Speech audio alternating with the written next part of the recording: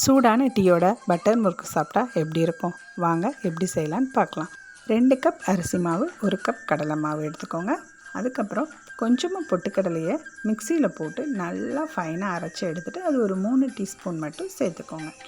அதுக்கப்புறம் இதில் கொஞ்சமாக ஜீரகம், எள், ஓமம் இதெல்லாம் இந்த மாதிரி தூவி விட்டுட்டு ரூம் டெம்பரேச்சரில் இருக்கிற பட்டர் 2 டீஸ்பூன் சேர்த்துக்கோங்க.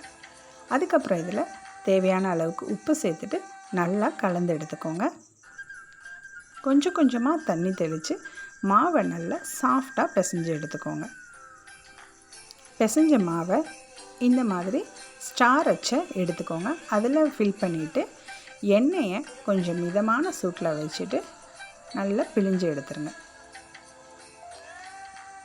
இதை நல்லா எல்லா பக்கமும் திருப்பி விட்டு நல்லா கோல்டன் கலரில் பொரித்து எடுத்திங்கன்னா சூப்பரான ஒரு பட்டர் முறுக்கு ரெடி. ட்ரை பண்ணி பாருங்கள்.